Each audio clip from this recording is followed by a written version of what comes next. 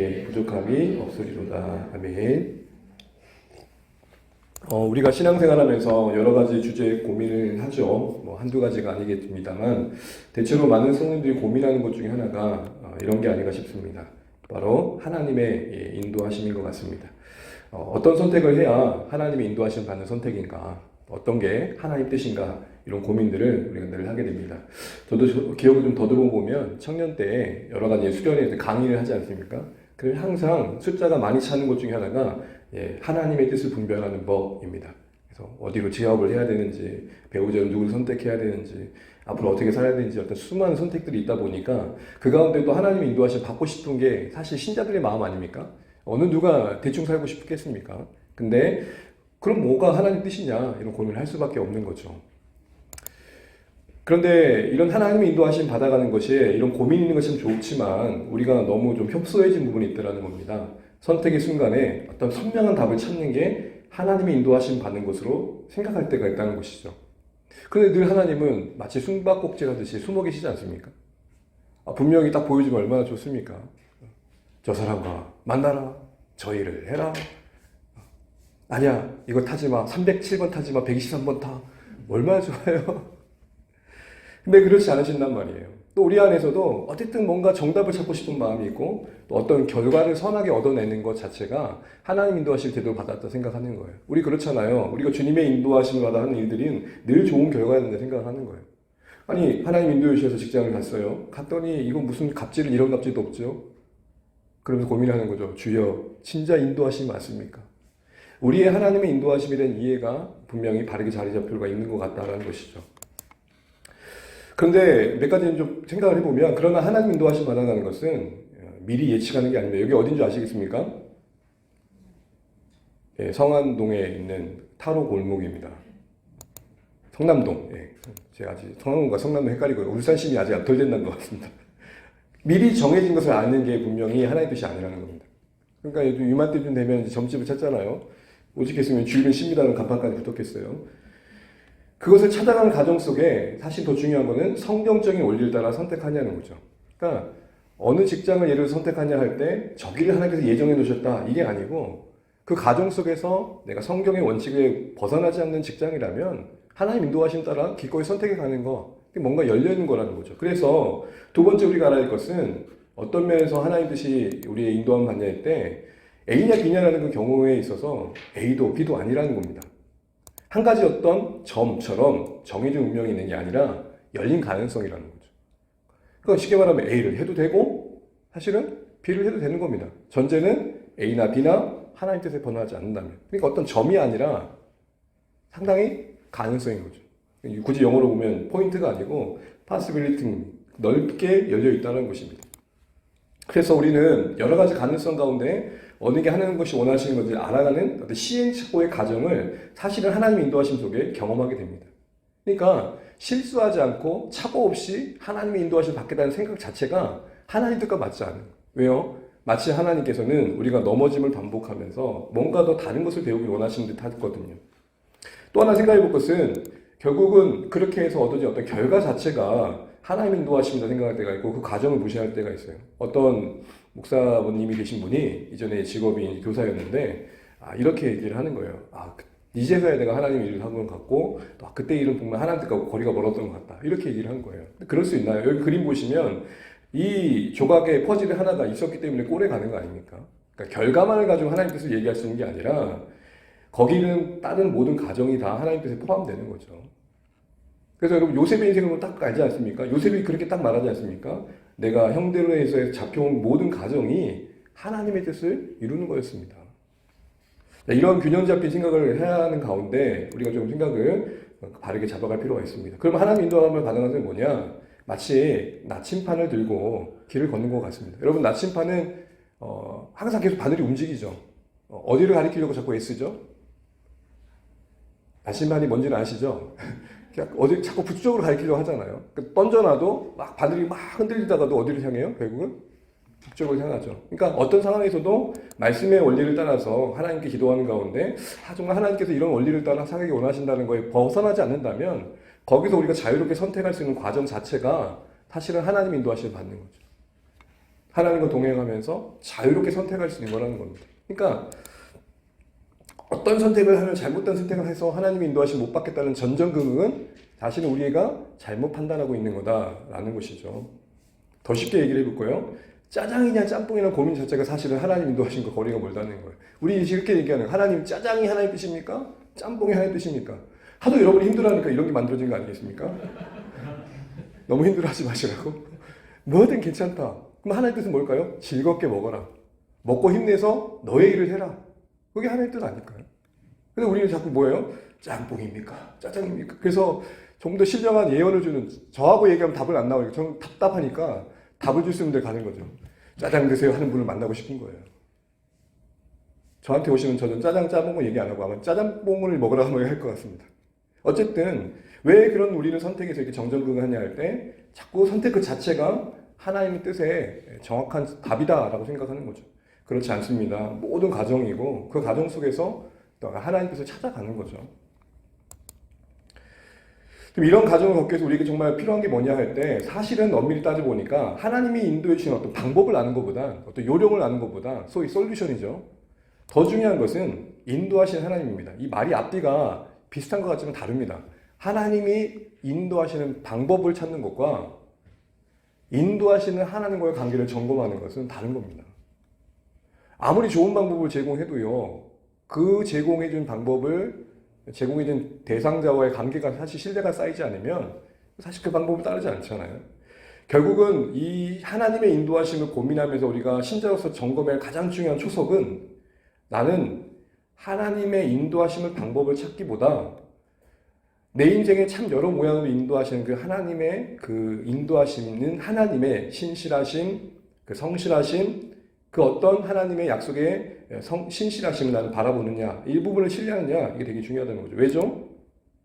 사실은 이런 우리의 인도하신 하나님의 주권의 그 하나님의 하나님 되심이 사실 우리의 선택보다 더 높고 크시거든요. 그러니까 우리 선택에 매이지 않으신다는 겁니다. 그러니까 예를 들어 이런 겁니다. 내가 크신 하나님을 모르고 그 하나님을 정말 신뢰하는 분들로 얘기하지 않으면 내 선택이 쩔쩔매는 거죠. 아이고야, 내가 잘못된 선택을 했는데 하나님께서 이거 어떻게 해볼 수 없으시겠지? 이런 생각에 매여 있는 거예요. 또 그 하나님은 우리의 헤아릴 수 있는 생각보다 우리가 생각하는 것보다 헤아릴 수 없이 기쁘시죠. 바다보다 더 기쁘시죠.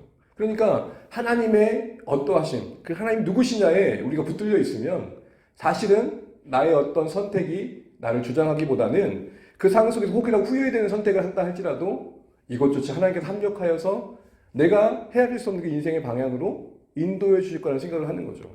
여러분 좀 더 쉽게 설명해 드리려고 제가 당구 다이를 만들었습니다. 제가 종종 말씀드리지만 여러분 이거 보시고 마음이 뜨거워지신 분은 아직 주님을 덜 만나셨다 생각하십니다. 농담이 가시죠? 네, 건전한 스포츠입니다. 당구도. 여기 뭐 하얀 공이 있습니다. 여러분 보통 직접 맞히는 거죠. 근데 우리가 말하는 하나님의 손님 바로 이거 같아요. 보세요. 하나, 둘, 셋. 여러분 감독이 없으십니까? 여러분 당구를 안 좋아하시는군요. 길이 보이십니까, 여러분? 3번을 맞춰서 들어가야 돼요. 그래야 끝나요. 근데 저는 이렇게 친 거죠. 이게 하나님 섭리예요. 공은 저쪽으로 가야 되는데 정작 가는 방향 공과 점점 멀어지지만 점점 결국 어디로 가요? 맞춰야 할 목적지로 가는 거죠. 이런 모든 과정 속에 하나님 뜻이 이루어지는 거다라는 겁니다. 그래서 합력하여 선을 이루시는 하나님, 이 하나님이 그런 분이시다. 이걸 아는 게 내가 어떤 선택을 잘하냐보다 더 중요하다는 겁니다. 아무리 완벽한 선택을 해도 사실은 그 선택이 보장해주는 한계가 있거든요. 백마탄 왕자를 만나도요, 부부싸움 하게 돼 있어요. 제가 그랬잖아요. 동화는 왜 항상 만남으로 끝나고 결혼으로 끝나는가?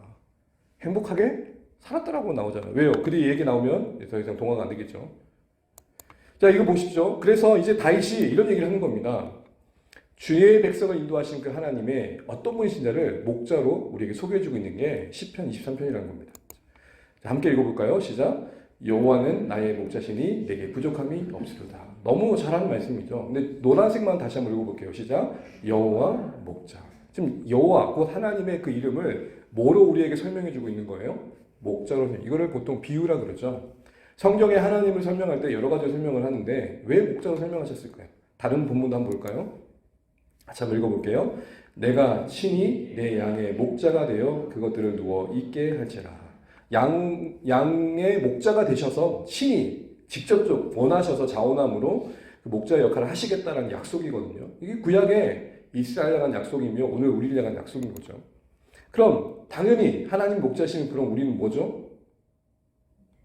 양이죠. 염양, 방양, 김양, 뭐 최양 뭐 이렇게 우리가 다 양이죠. 그럼 여러분 중요한 질문 하나 해보겠습니다. 양이 목자를 돌봅니까? 목자가 양을 돌봅니까? 이걸 질문이라고 하십니까? 라고 하시겠지만 이게 해결 안 되니까 우리 신앙에 고민되는 거 아닙니까? 양이 목자를 돌보는 게 아니라 목자가 양을 돌보는 바로 바이지 그 얘기하는 겁니다. 그러므로 여호와를 목자로 비유하고 계시하는 것 우리에게 나타내신 이유는 이것 때문입니다. 같이 한번 읽어보죠.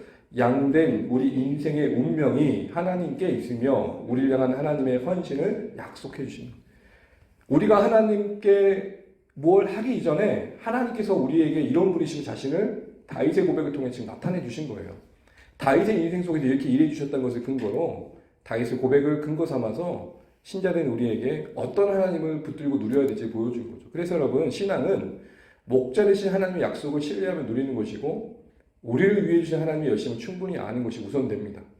우리가 하나님을 위해 열심히 섬기는 것만큼이나 더 우선적으로 중요한 것은 하나님이 우리를 위해서 어떻게 일해주고 계시느냐 목자로서 계시된 것을 내 것으로 삼는 게 되게 중요하다는 겁니다.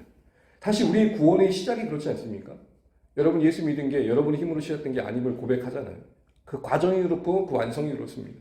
우리의 존재와 우리의 모든 삶이 정말로 구원이 하나님께로 말미암았다면 그 안의 모든 내용도 하나님께 달려있는 것이죠. 그걸 구체적으로 말한다면 결국 우리는 하나님이 누구시냐 이것을 알고 누리는 게 되게 중요하다는 것입니다. 그래서 다윗은 여러분 시편 23편에 목자로서 하나님께서 어떤 헌신을 해주신지를 나열합니다. 푸른 풀밭에 누워주시기도 하시고 쉴만한 물가로 인도도 해주시고 쭉 기록하죠. 이제 각각의 내용을 우리가 남은 기간 살펴볼 겁니다. 이게 우리에게 뭘 약속하고 계신지를 우리가 바로 알고 누리는 거죠. 우리 것으로 삼아야 되는 거. 자, 그 첫걸음은 뭐냐? 정말 우리가 양과 같은 존재임을 인정하는 거예요. 그래야 목자가 되시겠죠, 하나님이. 내가 양이 아닌데 하나님 나의 목자가 되시지 않겠죠. 자, 그럼 양은 누구냐? 이거 말고 상식도 있겠지만 한번 정리를 해보죠. 대표적으로 양은 끝없는 보호가 필요한 동물입니다. 양은 뿔이 있을까 없을까요? 뿔이 있는 양이 있죠. 순양 같은 경우에 뿔이 있어요. 걔네들이 영역을 다투려고 막 뿔로 막 팅팅 치는 소리가 평야 같은 경우에는 2km까지 들린대요. 그러니까 지리끼리 들이받는 그 싸움이 있잖아요. 막 보통 초식동물 같은 거 보면 영역 싸움한다고 수컷들끼리 막 싸우잖아요. 동물들이 나온 영상들 보시면 가끔 나옵니다. 근데 정작 그 뿔은 되게 강하거든요. 근데 자기들끼리 들이받을 때는 쓰는데 맹수 앞에서는 전혀 쓰지 않아요. 그러니까 서로 싸우기는 잘하는데 정작 세상 앞에서 무력한 우리의 모습과 좀 닮았다라는 생각을 해보게 돼요. 또 하나는 가장 중요한 특징 중에 양은 방향 감각이 나쁘기로 유명해요. 그래서 자기 콧 밑에 풀만 보여요. 여러분 진짜 눈이 시력이 안 좋으신 분들은 어렵잖아요. 바로 앞에 뭔가 있는 것도 보기가. 그러니까 향방 없이 다니기 때문에 엉뚱한 것으로 가기 쉽죠. 그래서 양에게 어떻게 보면 방황은 본능적이라 할 수 있어요. 그래서 이사야 53장 6절에 이렇게 말씀하잖아요. 너희가 양같이 각기 제 길로 갔거든. 그러니까 양은 그럴 수 있는 존재인 거예요. 여러분 여기서 보는 것처럼 우리도 혹시 코끝의 감각에만 의존해가지고 사는 양처럼 눈앞에 이익에만 급급한 우리의 현실의 모습과도 좀 닮아있지 않을까 이런 생각을 해보는 거죠. 또 양은 되게 고집이 셉니다. 보통 염소나 양 같은 동물들이 그렇죠. 그래서 한 번 옮기려면 지도기도 옮기기 쉽지 않아요. 네. 버틴다는 거죠. 그래서 여러분 목자의 소리에 뭐가 들려있죠? 네, 지팡이가 들려있는 거예요. 지팡이가. 엉뚱한 곳에 있는 딱. 그래서 여러분 목자의 지팡이는 끝에 어떻게 생겼습니까? 네, 약간 고리가 생겼어요. 왜요? 목을 다 걸어가지고 데려오는 거죠. 왜냐하면 코끝의 감각에만 의존하다 보니까 벼랑 끝에 떨어지기도 하고 엉뚱한 데 가니까 대열에서 벗어나지 말라고 끌어당기는 거죠. 구원 이후에 끝없이 쌓여온 우리의 본성과의 갈등의 모습이 양이 그렇게 고집스러운 모습도 아닌가 싶고요. 마지막으로 보기와 다른 면이 참 많습니다. 우리 그렇잖아요. 어떤 사람 보면서 야, 참 너는 참 보기와 다르다. 되게 깔끔할 것 같은데 왜 이렇게 안 씻니? 뭐 이런 얘기. 여러분 많이 힘드신가요? 희고 부드럽고 유순해 보이는데 실제 막상 보면 양털 한번 만져보셨습니까? 되게 복슬복슬하지 않고 그 태생적으로 곱슬인 그 우리 사람들이 되게 우리 흑인 같은 경우 되게 곱슬이잖아요. 그런 머리가 비슷하다고 하더라고요. 저도 그 되게 오래전이긴 한데 제가 대학 캠퍼스에 농대가 있는데 거기 양을 키웠어요, 몇 마리. 그래서 보러 간다고 갔는데 길에 차서 처음 양 보러 간 거거든요. 아, 그날 이후로 저는 양을 안 봐야겠다는 생각이 했었습니다. 냄새가 장난이 아니에요. 그리고 얘네들이 털을 안 깎다 보니까 그 짧은 다리로 끌고 다니는 쓰레기들이 장난 아니고, 멀리서 보면 되게 희캐 보이지만, 가까이서 보면 떼국물이, 아이고, 장난이 아니에요. 이거 보면서 한 번은 운 적이 있었어요. 아, 딱 내 모습이다. 겉으로 볼 때 그럴듯한 목사인데, 들어가 보면 영 아닌 사람. 멀리서 보면 괜찮아 보여요. 마치 성도들을 보는 것 같아요. 겉으로 볼 때는 예배드린 모습이나 헌신하는 모습이 경건해 보여요. 막상 가까이 가서 세속말로 까보면 양과 같은 모습들이 우리 안에 있을 수 있다는 거죠. 이게 양이에요. 여러분, 그래서 양을 직접 키웠던 중동의 목자의 고백의 기록을 제가 한번 가져와 봤어요. 한번 보시죠. 나는 양과 염소를 기른 적이 있다. 염소들은 밉살스러워도 꽤 영리한 편이라서 기를만하다. 그러나 양은 이 세상에서 가장 어리석은 동물이다. 양은 아둔하고 더럽고 겁이 많고 방어력이 없는 한심한 존재이다. 내 양은 항상 길을 잃고 다치고 뱀에 물리기 일쑤였다. 양은 비를 피할 줄도 모른다. 나는 목자 시절을 즐거운 마음으로 회상할 수 없다. 양은 정말 한심한 동물이다. 여기까지 오고 난 뒤에 여러분, 그래, 양은 그렇구나 하고 했으면 아직 은혜가 덜 임하신 겁니다. 내가 그렇다. 그래서 여러분, 양의 비유된 우리 모습을 보면서 이런 결론이 내려지는 거예요. 아, 도저히 양은 혼자서 생존할 수 없다. 결국엔 목자의 보살핌이 필요하다. 목자의 인도와 보호가 잠시라도 떠나서는 생존에 큰 위협을 겪을 수밖에 없는 게 양이다라는 것입니다. 그럼 여러분, 연약한 우리의 양에 비유된 인생의 최고의 고백은 뭘까요? 여호와는 목자 정도가 아니라 나의 목자다. 여러분 조금 힘내시는 방으로 같이 한번. 여호와는 우리의 목자면 나의 목자다. 이거는 여호와가 목자라는 것과 나의 목자는 다른 거죠. 여러분, 내가 하나님을 믿습니다와 하나님은 나의 하나님과는 미묘한 차이가 분명 있습니다. 다윗의 이 고백 속에는 그 평생이 담겨 있습니다. 그래서 여러분, 시편 23편을 언제 썼느냐라는 많은 학자들의 추정은 그의 노년이다. 그도 그런 것이 6절에 보면 나의 평생이라 그러잖아요. 여러분, 이제 막 태어난 하은이가 막 가지고 나의 평생에 선하신가 그러면 웃기잖아요. 안 웃기십니까? 이제 막 한 10대가 내 평생에 이렇게 하면 너무 웃기잖아요. 그래도 우리 장로님 정도 되셔야 내 평생에 하면 아 맞아 그렇지 이렇게 동의가 되잖아요. 그러니까 그 어떤 고백들을 보게 되면 인생의 모든 파란만장한 시간들을 지나왔다라는 게 곳곳에 표현되어 있기 때문에 황금력에 씌워졌다라고 해석을 합니다. 그러고 보면 다윗의 인생 속에 하나님의 목자 되심의 신앙 경험들이 함축적으로 표현되어 있는 게 23편입니다. 그러니까 그가 경험한 하나님은 그만의 하나님이 아니라 우리도 경험해야 할 하나님이다.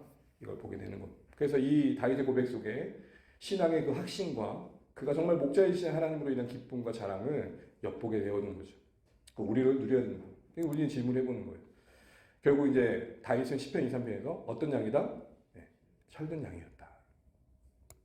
질문하는 거예요. 나는 어떤 양인가? 과거형 양이 있을 것 같아요. 한때 하나님이 나의 목자였지요. 그의 길을 잃은 양. 또 아직은 하나님을 향해 나의 목자로 고백하지 않은 분. 나중엔 언젠가 뒤로 미룬 분. VIP 양. 우리가 서야 될 자리는 어디입니까?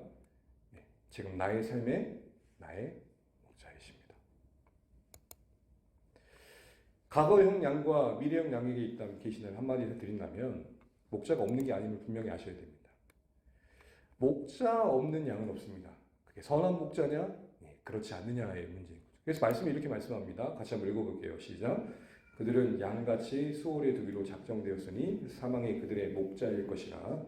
시편 보시면 이 그들은 하나님을 대적하는 자들입니다. 그들이 양 같은데 수월 곧 지옥 형벌을 받는다는 거죠. 사망에 이르게 될 텐데 결국 그들의 목자를 뭐로 정의합니까? 사망이다. 자기들은 하나님을 목자로 인정하지 않았지만 그렇다고 목자의 자리가 비어있느냐 할 때 그렇지 않다는 거예요.